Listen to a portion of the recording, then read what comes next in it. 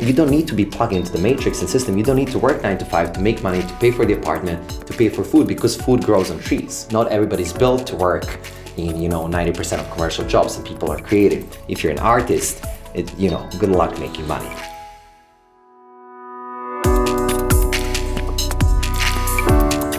This is Chair, a place where we discuss innovations.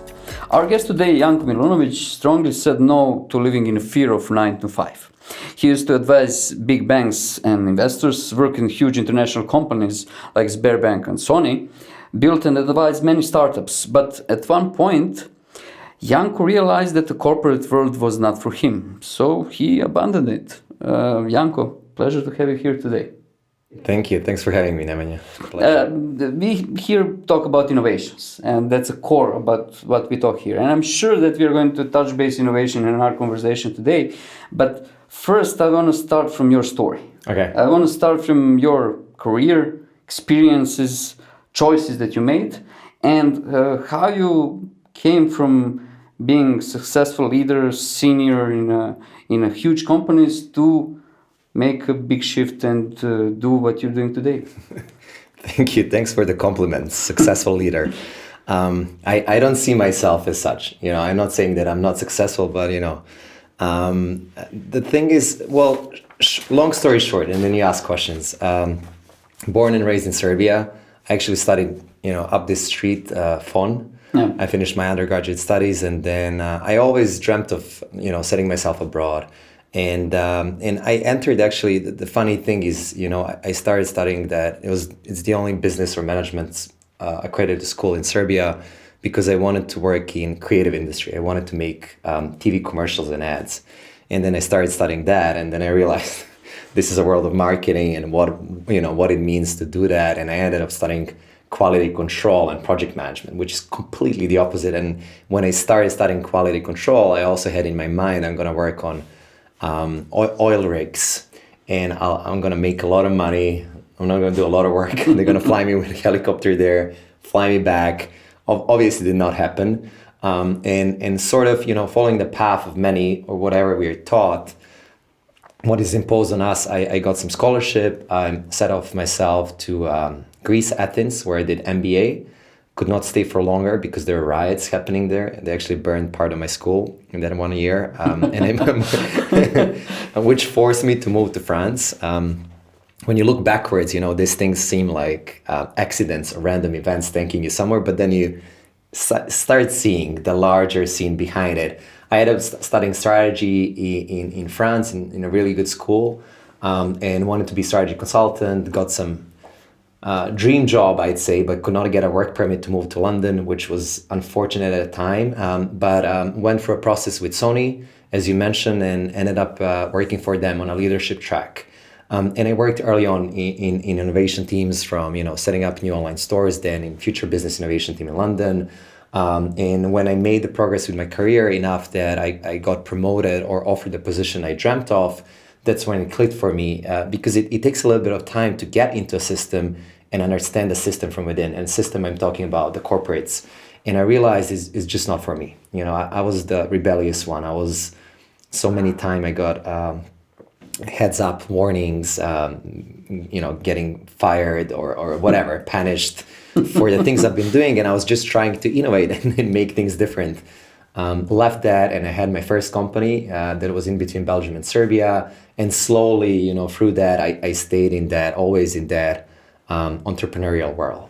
It took me different places. The first company was not successful as we imagined. I actually ended up almost bankrupt. Had to accept a job in a corporate again.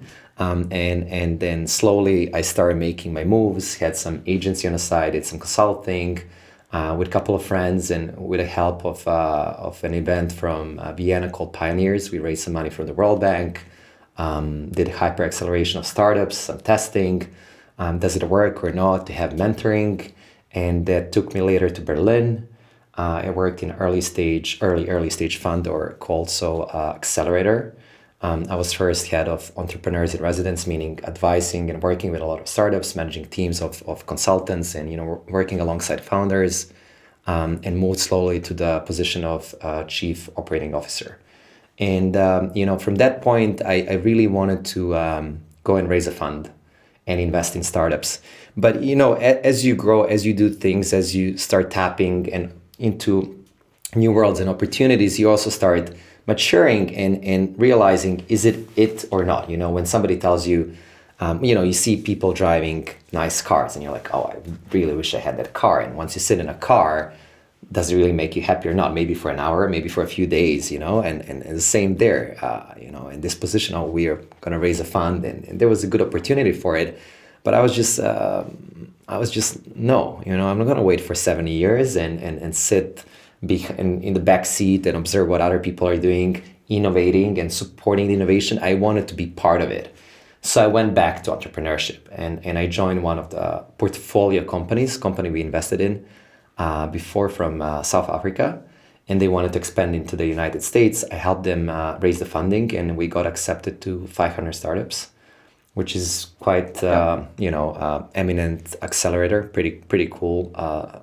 Can you share some story from that part? I can imagine it's pretty cool. It's really cool. I mean, it's understatement probably. Yeah, I mean, it's hard to get. Y Combinator 500 startups are the top two, and I forgot the rate.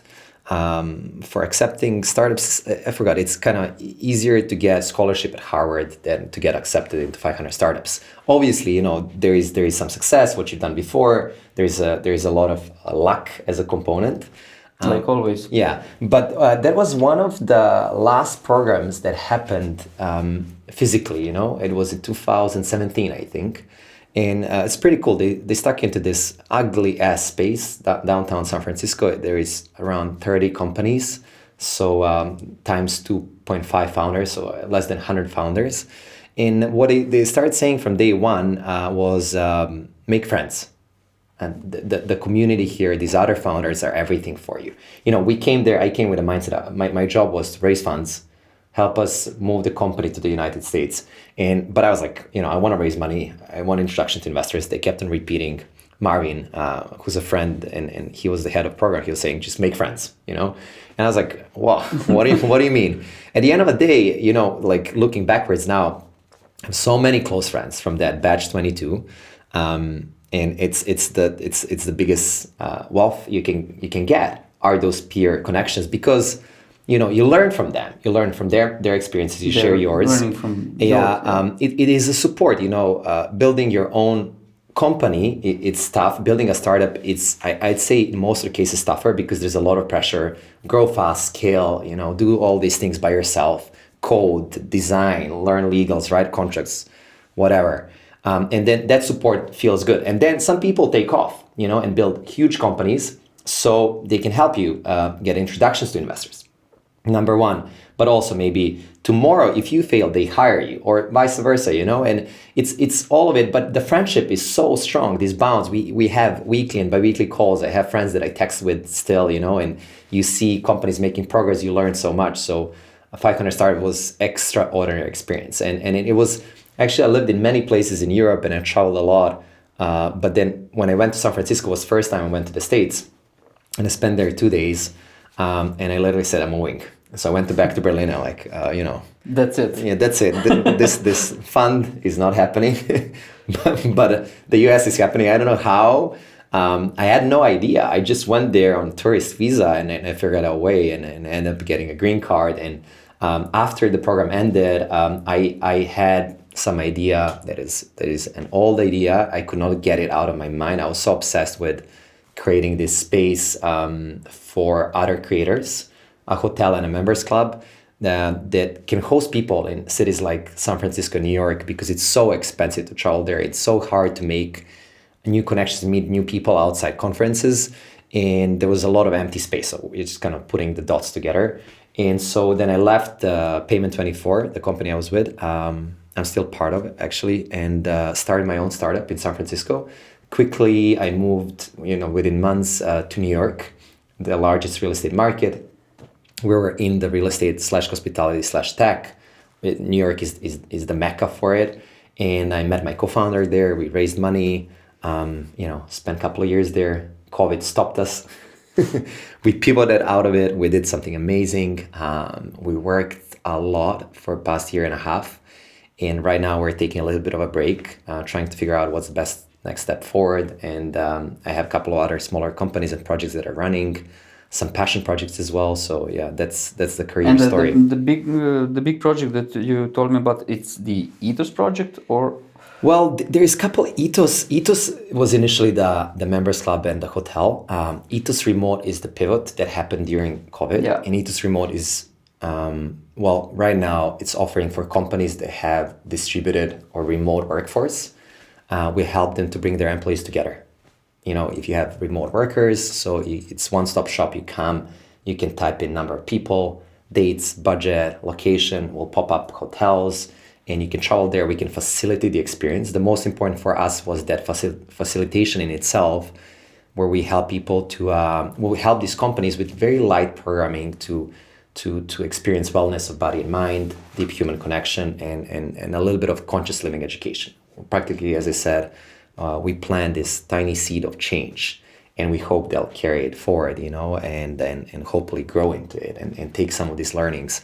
And it's been going great. We had some difficulties raising funds, and we also burned ourselves throughout the process because we had to downsize. So last few months, it was just me and my co-founder working on it, and it's a hell of a lot of work. So now we're taking a little bit of a break. We're working with some of the partners. We're still in talks with a couple of investors. And that's the main business. I have some smaller businesses, and I have one passion project, which is about the parallel society and how do we create systems within a system of capitalistic society that can transcend and become something of the future. How do we move forward from the states, governments, systems that brought so much good to the society, but at the same time are so corrupted. You know, there is this hunger for power and misuse of power, and that creates imbalance in a lot of ways. How do we come back to preserving nature, build sustainably and responsibly, and create communities, and inspire people to do the same, you know? So that's also actually happening. It's going pretty well, and I'm very excited about it. Sounds extremely interesting and Yeah. innovative. It is in a lot of ways. In a lot In of ways. Can you share with me how idea came to existence? I understand your background Yeah. and that you're a rebel and everything, but how this... The Para Society. The Yeah. Para Society project is called Para Earth.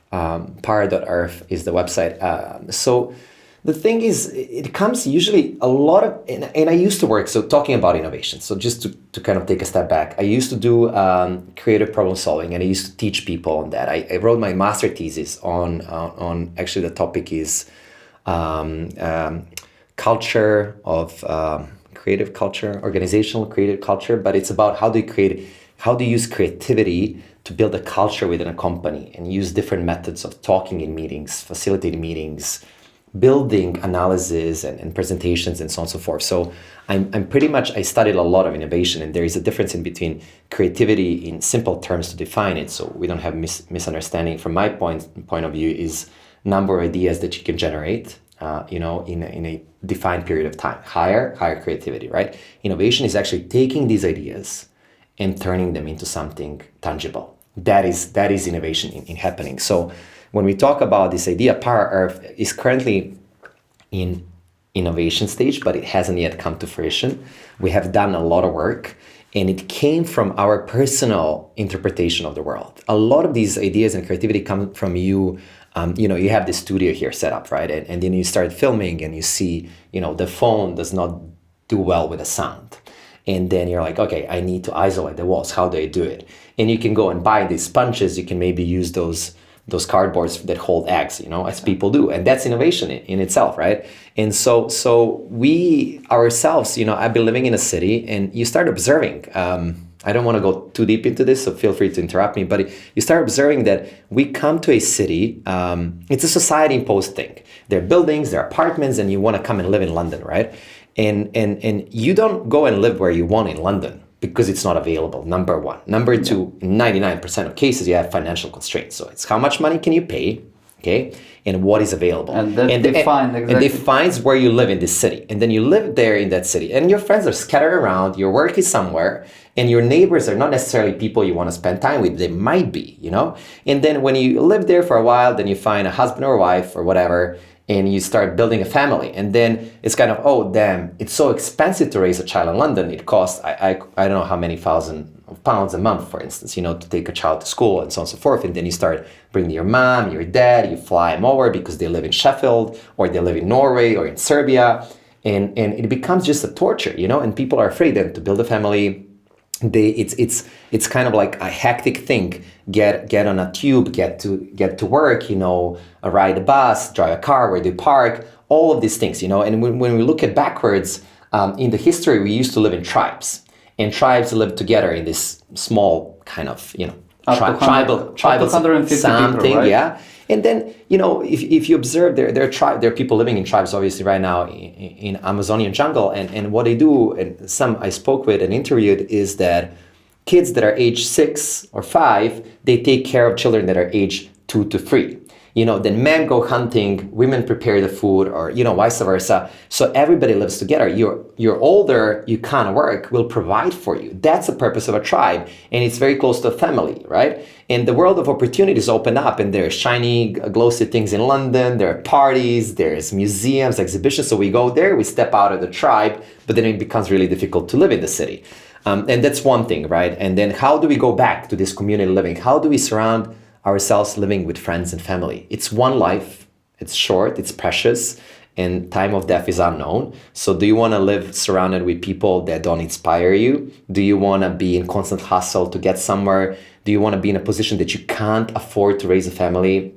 Or it's really difficult to have a second child because you simply can't, you know, balance the work and taking care of a child, or you can't afford a nanny. So all these things can be taken out of context, right? That's one thing. Second thing about Para Earth is that we build countries, what we call countries, on blood. You know, somebody took a mountain one day and said, this is my mountain, because I have 50 people with swords, and they'll cut off your head if you try walk this thing. That's how we build the countries, right? And so all the land in the world is claimed. You can't just go and say, I don't want to live in a city. I want to go in a field, put up a house and a tent, live on a tree. You can't. You know, you don't need to be plugged into the matrix and system. You don't need to work 9 to 5 to make money, to pay for the apartment, to pay for food, because food grows on trees. But you can't just go and pick it up. You need to buy the land. So some people can't afford to buy the land. They need to go back to 9 to 5. Not everybody's built to work in, you know, 90% of commercial jobs. Some people are creative. But in this country where we're sitting, Serbia, if you're an artist, you know, good luck making money, you know? Yeah. And so that's Para Earth as well. We buy land and we give it to people as residences in exchange for their creation. You know, we grow organic food and we sell it to the city. So there's a trade with a capitalistic system, which you use then back, you plug that profit back in the system, and then you create residences for people that want to come and work and stay there for a couple of days. They can pay higher amount of money because they're making more money, use that money again to plug it back in the system, reinvest, build residences. And the most important thing is that you don't cut the trees. You use the existing land that is being used for cattle, which is one of the, you know, the meat industry, one of the main causes of global climate change and pollution. And you preserve the trees and the forest. And then if you can have income per unit of land higher than what they sell the forest for, then you can afford to buy more and more forest and build the systems close to the forest. You can provide a solution for deforestation across the world, and hopefully one day preserve the rainforest, because they sell it for nothing, for somebody to cut down those trees that are 1,000 years old. And then once they cut them down, they don't know what to do with it. Then they take the stems out, and then they, you know, turn it into massive fields, you know, to raise cattle on it. And you know, you put the sheep and so on and so forth. And it's destroying the soil, you know, and we have 60 years of soil left on planet Earth. You know, at our age, if somebody wants to have a family, what are your children going to eat? And that's the reason why we came into this, is like, we love the life. The life is everything around us. This is the planet Earth. How do we preserve this and provide something that people would be inspired by, and create that system? And part of the system also, the last pillar is a education center that, you know, consists of some kind of temple, meditation temple, and it has a little bit of school and sharing of knowledge, so people can come and experience it, see if they like it or not, create content. So let's go back to Ethos Remote. When I did research about you and what you guys do, I saw that pictures and they bought me completely. Food, meditation, the atmosphere. Share with me from your perspective. It is pretty cool. Yeah. I miss it. Well, it started with me. Well, when COVID started, I quickly moved out of New York. I lived with a friend upstate, and then got together with a group of friends, and we said, why the heck would we stay in a city, when cities shut down? So we got a house in North Carolina, and beautiful house in some place called Beach Mountain. And so we lived in this community of friends, where one of them is a yogi teacher, one is Qigong practitioner, personal coach. We had a whole one floor set up with sound meditation, with all the singing bowls and a gong. And so we live this life, out of dreams, where you work, cook healthy food, do sound meditation, do yoga, work out, walk in the nature. And then we start looking back at Ethos, which is our core business, and where's our community, where are our members, what's going on, and what are the challenges that they're experiencing. And they were stuck in the cities by themselves or with a family in small space, all these things. And we said, why can't we bring them what we are experiencing? And it was an opportunity to do so because hotels were going out of business. So what we did initially is just bringing people from the cities, taking over a hotel, and then bringing them there to come and live in this conscious community, right? Where you have your private living space.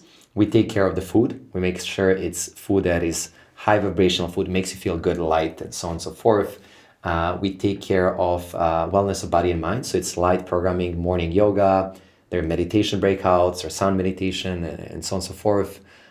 We take care of deep human connections, so people talking around a fire, there are certain conversations and people coming together. They're just format that opens up, helps people to open up and move forward from small talks into some deeper topics, express themselves freely. And then the third pillar was conscious living education and learning about the nature and environment and so on and so forth. So that's Ethos Remote. And yeah. What else do you want to know? We did it in some nice locations. Yeah, it was amazing. Looking at the pictures, I could imagine myself there, and I was like, how to sign up for this. Yeah. We did it. We took our first property in Maine, which is the northest state in the US, close to the border with Canada, and we had 100-something acre property on a lake with a forest. That was pretty damn cool. Second one was done in Tulum on a beach in a place called Ikal, which is part of our family, and it was gorgeous. Really, really nice place because Ikal is such a beautiful hotel. And it's in this the kind of like on the public side of the beach, but it's a nature preserved reservoir to an extent. And most of these places where you stay, your bathrooms are outside, so you live with the nature. Have a lot of animals walking on your toothbrush and sink and so on and so forth. And then we did it also in Zihuatanejo, which is north of Acapulco. It's west coast of Mexico as well, in a place called Playa Viva. And we picked these places based on their mission. So Playa Viva, for instance, it's regenerative travel. So they have, a lot of things, the way it's built, how they cook, where they source materials from. They hire locals and they teach them and educate them what to produce, not to use plastic. They have they work with turtles. They have this whole, I forgot how you call it, place where you save turtles, and then you can participate in these things, and you can do social good projects. You can go there, meet locals, and Playa Viva would organize it. Yeah. Incredible. Yeah, pretty cool. So you mentioned meditation many times, and it's obviously a big part of your life. And lately I was doing my own research regarding meditation and things like that, and I read a book about psychedelic drugs, about LSD, about the guy who invented LSD. Mm-hmm. And there was so many perspectives about ego and crushing the ego and what those things do to people, and how can people get value from that. What's your opinion, your position on this part? On psychedelics and meditation, or both combined? Both combined, maybe. Well, it is, I forgot who said that, but and I forgot the exact quote, but it goes something along the lines, if every person was able to sit with themselves in silence, we would have solved all the problems we have in the world. And the truth is so that we today are not able to be with ourselves, just in silence, doing nothing. We live in sensory overwhelmed world, phone, constantly doing something. We don't go to cinema by ourselves. It's kind of, not socially acceptable, and it's not pleasant. We don't know who we are. We live the life of incurring wealth, never meeting ourselves truly. We live in this stunning universe and supreme nature reality where you dig a little bit deeper into biology or quantum physics, you start understanding that we don't know much, and that things are so complicated and so important that you can only joke about them. And when you start digging into this, like, what are we created out of? What is the meaning of life? What happens? Then you start discovering more meaning to your life. So that is part of meditation. Is just by being there and hearing that, or realizing that you're not the product of your brain, that you're not what you see, hear, and interpret. That there is somebody, you think about, oh, I feel like eating a pizza, but somebody's listening.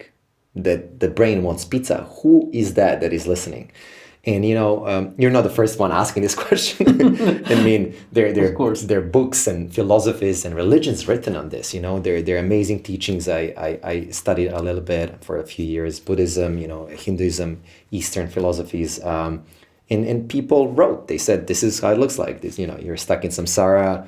It's repetitive lives until you figure out your way out, and you should do so. That's Buddha's teachings, and not to get into details. So that's part of the meditation practice, and I just I